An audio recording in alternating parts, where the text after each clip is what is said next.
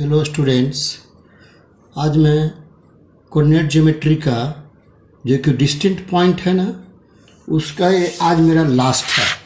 मैं लिख देता हूँ इक्विडिस्टेंट फॉर्म का। ठीक है स्टूडेंट्स, इक्विडिस्टेंट फॉर्म आज मेरा लेक्चर लास्ट है। ठीक है स्टूडेंट्स, आप देखते चलिए, बहुत अच्छा लगेगा।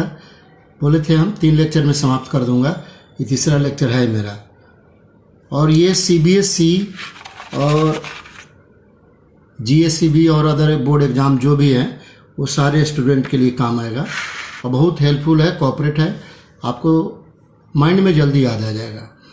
और स्टूडेंट जब भी आप देख रहे हैं तो स्टार्टिंग से एंड तक देखिए, तो जितना मैं मटेरियल डाल रहा हूँ पूरा समझ में आएगा। तो देखिए क्वेश्चन है एक्सरसाइज 7.1 का 2D कोऑर्डिनेट ज्योमेट्री का। देखिए हमें लिख दिया हूँ 2D, find a relation between x and y में रिलेशन क्या है जबकि such that the point xy is equidistant from the point 36 - 34। ये क्वेश्चन नंबर 10 है एनसीईआरटी का। ये लिख देता हूं मैं, एनसीईआरटी का है। ठीक है स्टूडेंट्स, अब देखिए, अब latest consider the following figure.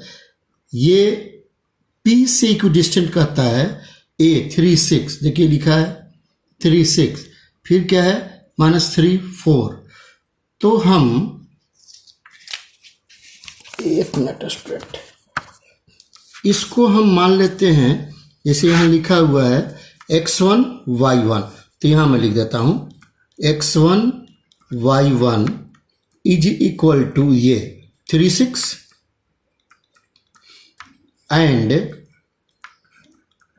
x2 y2 is equal to ये -3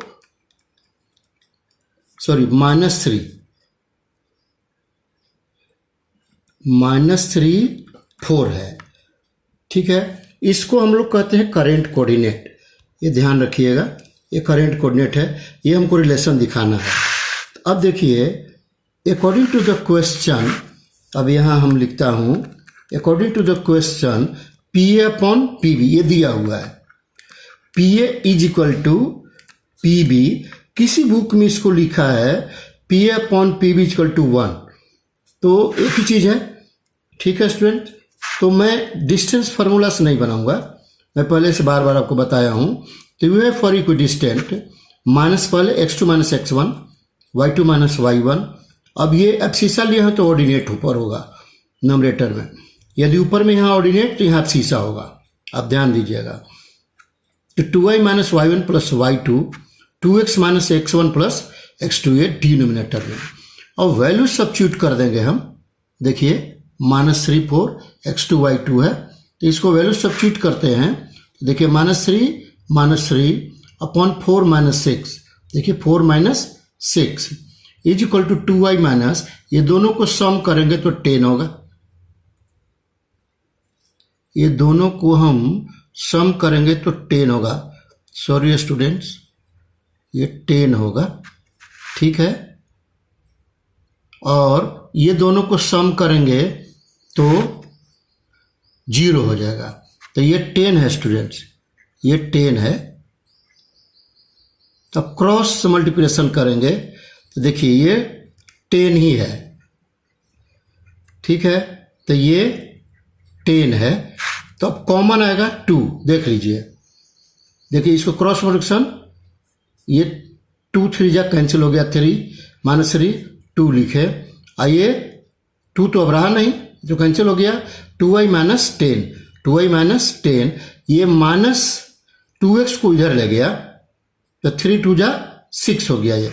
अब यहां से हम कॉमन लेंगे 2 कॉमन, तो क्या आएगा 3x + y - 5 इक्वल टू 0। ये फाइनल रिजल्ट हो जाएगा 3x + y - 5 इक्वल टू 0। ये मेरा फाइनल रिजल्ट हो गया। ये रिलेशन दिखाना था। ठीक है स्टूडेंट, बस लास्ट तक देखिए और स्टूडेंट, यदि आपको अच्छा लगता है तो ज़रूर मेरे चैनल को सब्सक्राइब कर दीजिए, शेयर भी कीजिए और आइकॉन बेल बटन को दबाइए।